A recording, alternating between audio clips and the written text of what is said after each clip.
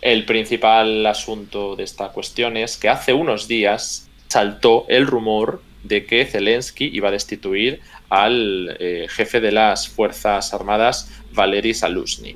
Bueno, ¿qué ocurrió para que al final no se confirmase? Lo que vimos fue unas declaraciones desde presidencia o desde el gabinete que negaban que se hubiera producido. No teníamos ningún tipo de documento firmado, pero lo estaban publicando ya medios pro-ucranianos, digamos, ¿no? Que no es propaganda.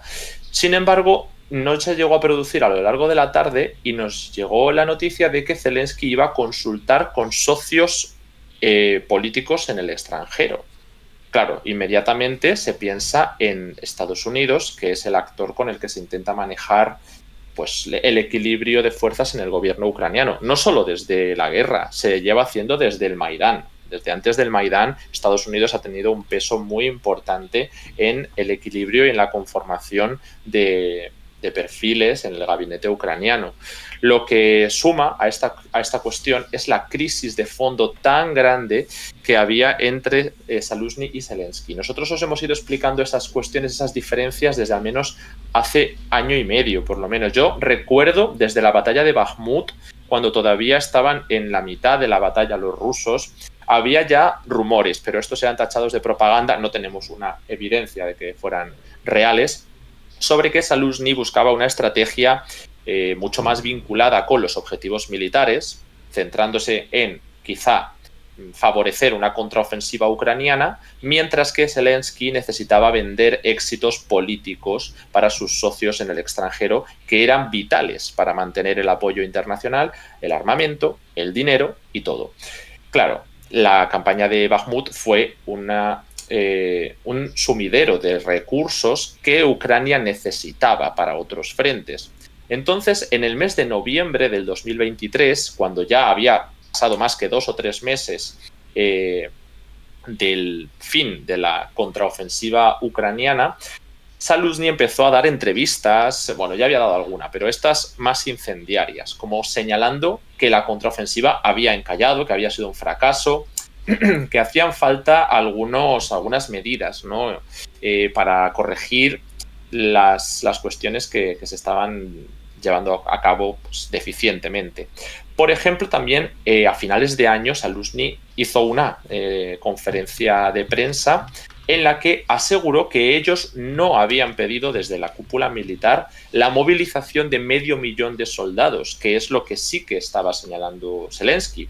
Porque parece que es una decisión que Zaluzhny ha calificado de impopular, que no quiere llevar a cabo el gobierno. Es decir, Zelensky no ha querido contar, por ejemplo, la movilización de mujeres, pero en cuanto a la movilización de hombres, se ha intentado ampliar el rango de los perfiles que pueden ser sujetos de movilización, pero sin asumir el coste político de traer a 500.000 de personas al frente, sobre todo arrancándolos de la economía civil.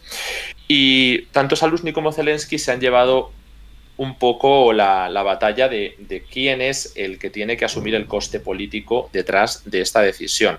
La realidad es que todavía no hay tal movilización de 500.000 personas. Aquí lo señalaba Zaluzhny. No hay una planificación, no hay una cantidad de recursos materiales y humanos suficientes para que se puedan realizar ese tipo de contraofensivas tan importantes para Ucrania. Entonces eso ha sido lo crítico durante estos últimos meses, ¿no? El señalar efectivamente los fracasos ucranianos desde dentro. Desde dentro ha sido muy, muy importante. Y ya la tensión era palpable. De hecho, no ha sido el primer perfil que se desgaja del gabinete de Zelensky. Vimos en su momento algunas palabras un poco más claras sobre esta cuestión de David Arhamia, sobre la negociación. Era el jefe de la bancada de servidor del pueblo en la Rada, pero el que de verdad se marchó y fue bastante crítico desde su ruptura con Zelensky, el que sí que ha producido muchos titulares, ha sido Arestovich, que ha sido el ex asesor de la presidencia y que está mostrando ahora una tendencia mucho más pactista, porque se está apostando, igual que decíamos, con una visión más militar de a lo mejor renunciar a un objetivo para salvar los recursos y conseguir otros objetivos, pues en este caso Arestovich hablaba de la posibilidad de negociar una paz o de que se hubiera llevado a cabo esa negociación que promocionaban Bielorrusia, Turquía en su momento, incluso Israel, y que torpedearon los occidentales, ¿no? Todo esto luego con el tiempo lo ha ido destapando mucho más claro Arestovich. Y desde entonces pues tenemos esta disputa pura entre Zaluzhny y Zelensky, a la espera de ver pues que Zelensky consiguiera los apoyos internacionales como para destituir a un perfil tan importante como Zaluzhny, pues se ha esperado, se ha pospuesto y parecía incluso que no se atrevería a llevarlo a cabo. Pero por lo que ahora está confirmando, la remodelación va a ser amplia y pues por lo visto, esto sí que es un rumor, ¿no? Pero se le habría ofrecido a Zaluzhny una salida con un ascenso político, como es una embajada en el extranjero, que es algo que nos podrá sonar, que es algo típico para intentar mover, ¿no?, a rivales políticos, y finalmente pues no habría sido aceptada. Tanto esta opción como otros cargos que desconocemos. Si tenemos preguntas sobre la cuestión de Zaluzhny, hay mucho que podemos hablar de ello. Tenemos. He dado así como todo el contexto de golpe, pero ahora vamos al detalle. Vamos con alguna de las preguntas y de los comentarios. Antes, muchísimas gracias a Kuro Trofos por esa renovación de su suscripción con Prime. Ya sabéis, totalmente gratuita. Suscribirte a través de Amazon Prime, si ya tienes la suscripción en esa plataforma, es totalmente gratuito y a nosotros nos ayuda enormemente, como también nos ayuda que nos sigáis aquí en el canal y que marquéis la campanita, como ya han hecho pues personas como Charlie, al que vemos ahora mismo con ese seguimiento. Y muchas gracias también a Juez Lynch, que ha renovado también su suscripción, que también es con Prime y también es durante 4 meses, justamente un instante después de que lo hiciera Kuro Trofos también. Así que muchas gracias a todos por el apoyo. Ya estamos más cerquita de esa segunda meta que nos hemos puesto para el día de hoy, de 680. Vamos a ver si vamos culminando esas metas poquito a poco y llegamos hoy quizá a los 690 o 700. Para nosotros, para el trabajo que hacemos aquí en el canal, ya sabéis, todas las noches a las 9 de la noche, análisis internacional totalmente independiente, sabéis que solo es posible, y esto no es byte, o sea, esto es, de verdad, las cuentas así lo dictan, solo es posible gracias al apoyo económico que nos dais, tanto aquí en el canal de Twitch como en la página web, en ese QR que veis en mitad de la pantalla y que os recomendamos escanear porque os va a llevar directamente al apartado de suscripciones de la página web. En un ratito os hablamos un poquito más de esto, que hemos hecho ya un recordatorio hace un rato, pero mientras tanto, pues que sepáis que todo apoyo que nos deis en forma de suscripción o donando bits, que también es una muy buena forma porque así además vemos vuestro comentario destacado, que hoy por ejemplo que hay mucha gente, pues nunca está de más, pues no hay comentarios o preguntas que se nos pierden. Gracias también a Ox Radiator por esa suscripción. Primer mes con Prime aquí con nosotros, pues espero que te quedes mucho tiempo con nosotros. Bienvenido si eres nuevo aquí en el canal, estamos ya casi 2000 personas, bienvenidos a todos, a los nuevos y a los veteranos, gracias por estar siempre, y recordad, eso sí, los que os vayáis suscribiendo con Prime, que las renovaciones son manuales y que hay que hacerlas cada mes. O sea que si te suscribiste hace unos meses, unas semanas, comprueba que sigues suscrito, porque si te suscribiste con Prime y no lo renovaste manualmente al mes siguiente, la suscripción se ha perdido y hay que hacer esa renovación. Es el mismo proceso, suscribirse, Prime, vincular la cuenta y ya está. Y sigue siendo gratuito, ¿vale? Así que nos ayuda mucho si hacéis ese pequeño esfuerzo de ir renovando, de ir acordándoos de renovar esa suscripción con Prime todos los meses. Vamos con alguna de las preguntas, Ale, que tenemos. Venga, alguna que otra. Tendremos muchas. Pues mira, Jefe 73 nos dice: si la destitución implica un cambio en la estrategia militar, ¿deberíamos esperar un retroceso en los avances conseguidos por Ucrania hasta la fecha? Pues esa es la pregunta. Depende de quién venga, depende de cuál sea la nueva estrategia. Lo que sí tenemos algún indicio es que Zelensky tenía una intención mucho más fuerte de conseguir objetivos políticos, de esa defensa a ultranza del territorio y al menos de lanzar la contraofensiva a toda costa, a pesar de que no se consiguió, como decimos, pues prácticamente nada más que el frente de Robotine y 2 cosas más. Y ahora, bueno, pues eso está quedando en entredicho por distintas pinzas que intentan lanzar Rusia, que vamos a ir explicando luego en el tema del frente. Voy a aprovechar para responder. Me parece que alguien preguntaba también quién puede suceder a Zaluzhny. Pues ya lo voy a decir porque depende qué podemos esperar en el futuro de la estrategia ucraniana, va a depender de esto. Hay varias opciones sobre la mesa, pero claro, aquí el que lo sabe es Zelensky, no tenemos tampoco nosotros ese conocimiento. Ha sonado, por ejemplo, uno de los que más ha sonado ha sido sin duda Budanov, que es el líder jefe de la inteligencia militar ucraniana. Y es uno de los más populares, quizá, por dentro de su juventud, entre los sectores militares. Pero Budanov tiene una apuesta mucho más agresiva con Rusia que solo con el frente. Es decir, se ha planteado abiertamente la balcanización de Rusia, se ha planteado la realización de ataques dentro del territorio de Rusia, de la organización de atentados a través de grupos, milicias o lo que corresponda, de modo que podríamos quizá esperar una profundización en esas dinámicas si es finalmente el que sucede a Zaluzhny. En su contra está eso también, el tema de la juventud, el tema de que es muy popular en sistemas de inteligencia, no necesita tampoco una presencia política como la que le ofrecería este espacio. Y ya sonó, por ejemplo, para la sustitución de Reznikov cuando hubo cambios en el Ministerio de Defensa y finalmente se acabó apostando por otro perfil. Entonces, bueno, pues tiene esas ventajas y desventajas. Yo señalo que otra opción que está sonando es la de Oleksandr Syrskyi, que es el líder comandante de las fuerzas terrestres de Ucrania. Por ahora, es verdad que la fuerza aérea no ha ganado un peso significativo. Por ejemplo, cuando en Rusia, en lugar de poner a Gerasimov, se situó a Surovikin o se puso algunos de los perfiles más vinculados con el ala de Prigozhin, encontramos una profundización de los ataques aéreos. Aunque después se acabara desplazando y se le dejara como líder de las fuerzas aéreas, de la organización de los ataques aéreos, la campaña rusa ya había cambiado, ¿no? Se ha intensificado notablemente el uso de la fuerza aérea. Todavía no se ha apostado por una fuerza masiva sobre objetivos estratégicos, pero desde Ucrania están mucho más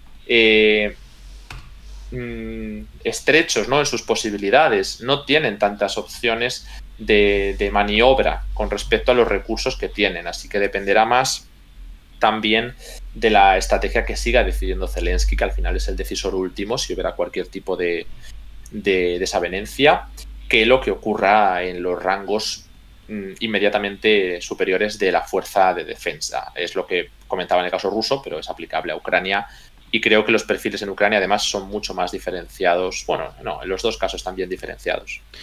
Muchas gracias a el Rafalit por esa suscripción con Prime hace un minutito, ya solo a 2 del objetivo, y nos preguntaba Alcaut, no recuerdo bien el nombre, Alcuan, perdón, nos preguntaba si ya hemos hablado de El Salvador. Hemos hablado en un primer bloque hace más o menos, pues desde las 8:10, 8:15 hasta más o menos las 9:20. Va a estar resubido ese bloque mañana al canal de YouTube y también lo vas a encontrar en cuanto termine este directo resubido aquí al canal de Twitch.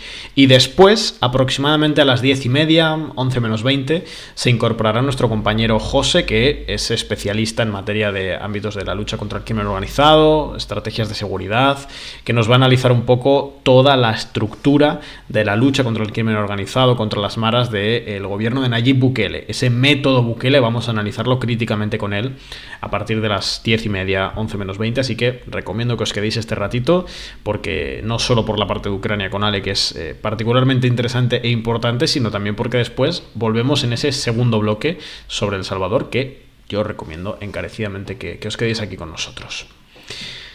Vamos con alguna pregunta más. Ale, vamos a ver, voy mirando el chat. ¿Posibilidades de un golpe de estado o insurrección por parte del ejército? Pregunta Kurwen. ¿Qué piensa el partido de Zelensky de todo esto? Bueno, ya digo, el partido al final es Zelensky el que va a tomar las decisiones. Si ya las toma en el gabinete, imaginad a nivel de partido. De hecho, se hablaba de la necesidad de organizar elecciones para poder renovar estos cargos, ¿no? Sobre todo el de presidente. La cuestión es que, por un lado, se hablaba desde los sectores más opuestos a Zelensky. Ahí tenemos directamente a Vitaly Klitschko, el alcalde de Kiev, es uno de los más firmes opositores. Al final, desde el Maidán ha sido una de las corrientes más cercanas a la Unión Europea, mientras que todos estos perfiles son mucho más cercanos a Estados Unidos o a los, más a la OTAN, quizá también, ¿no? depende un poco de por quién preguntemos. El caso es que se han intentado organizar esas elecciones, se suponía que iban a ocurrir en apenas unos meses, en apenas unas semanas incluso, si me apuráis, y no van a ocurrir, al menos en el corto plazo. No sé en el medio plazo lo que ocurrirá, por el hecho de que están en guerra, de que una inmensa cantidad de partidos políticos están suspendidos e ilegalizados, algunos de ellos, y por la cuestión de que no pueden organizar las elecciones en una parte relevante del territorio porque está bajo ocupación, ¿no? En definitiva, esto deja a Zelensky con una autoridad todavía mayor, menos necesidad de pugnas internas en el partido y por ahora no ha sido algo muy dramático. Sobre lo del golpe de Estado, sí que hay más, bueno, podemos decir rumores, pero hasta que esa cosa no se produzca no lo podremos saber. La posibilidad de que se pueda producir, digamos, un descontento interno en las fuerzas armadas o políticas contra Zelensky es mayor en el momento en el que te deshaces de Zaluzhny. Me explico, y es que el mismo día en el que parecía que Valery Zaluzhny iba a ser destituido, él había acudido, por ejemplo, a publicar una fotografía con el líder de Pravy Sector, ¿no? Ese grupo neonazi de los más radicalizados de entre las extremas derechas ucranianas. Y además de contar con el apoyo de los grupos de extrema derecha, que Zelensky se ha apoyado en ellos desde 2022, pero no contó con el apoyo en 2021. En 2021 estos grupos estaban enfrentados a Zelensky. O sea, este tipo de cosas pueden volver a cambiar. Además, creo que nos preguntabais en el chat antes sobre la popularidad de Zaluzhny. Bueno, Zaluzhny es probablemente uno de los más populares de toda Ucrania. Es verdad que lo que hablaba, si hubiera elecciones, Zelensky las se podría emplear para reelegirse sin grandes problemas por estas cuestiones que planteaba de que no van a votar en las zonas prorrusas, de que los opositores hay muchos que están ilegalizados y que todavía sus rivales reales internos no están con una articulación política lo suficientemente fuerte, aunque algunos, como decía Arestovich o incluso el propio Zaluzhny, tienen un capital político que sí que, según el entorno de Zelensky, podrían querer utilizarlo para lanzarse a la campaña por la presidencia. O sea, es ese nivel de popularidad. Pero en un conflicto armado yo dudo mucho que ninguno de estos dos perfiles o algún otro tenga la capacidad, por ejemplo, Klitschko, ¿no?, de lanzarse sobre la presidencia vía electoral.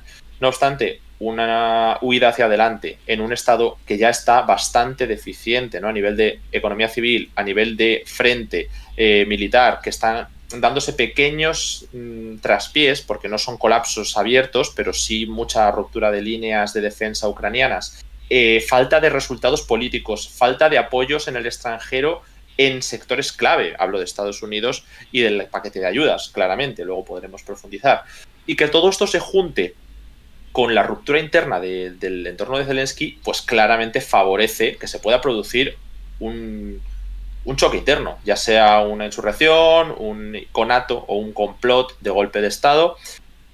Es una opción, desde luego, es una posibilidad que crecería con Zaluzhny fuera, pero pues no hay ningún indicio ahora mismo de ello.